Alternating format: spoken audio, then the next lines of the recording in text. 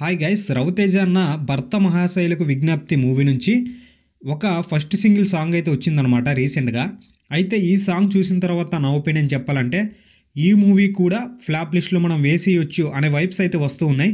అంటే వేరే హీరోల మూవీస్ చూసుకున్నట్లయితే మూవీ రిలీజ్ అయిన తర్వాత టాక్ అయితే వస్తుందన్నమాట, మూవీ హిట్టా ఫ్లాప్ అనేది. కాకుంటే మన రవితేజ అన్న మూవీస్ ఎలా అయిపోయాయి అంటే మూవీ రిలీజ్ అవ్వకముందే ఇది ఫ్లాప్ మూవీ అనే వైబ్ అయితే వచ్చేస్తుంది.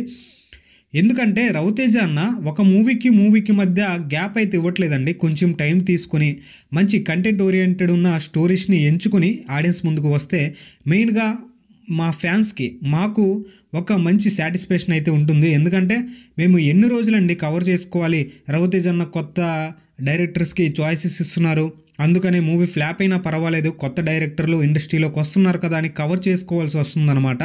రవితేజ అన్న నుంచి మరి ఎప్పుడు హిట్ పడుతుందో, ఎప్పుడు ఆ హిట్ వైబ్ని ఎంజాయ్ చేస్తామో అని చాలామంది రవితేజ ఫ్యాన్స్ అయితే ఎదురు చూస్తున్నాము.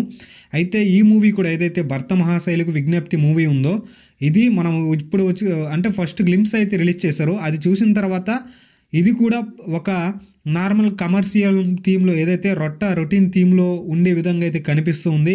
దీంట్లో కంటెంట్ కానీ అసలు ఏం కనిపించట్లేదు, కంటెంట్ ఉన్న మూవీలా కనిపించట్లేదు. ఆ వచ్చిన సాంగ్ కూడా అలానే ఉంది, అసలు ఏం బాగాలేదు.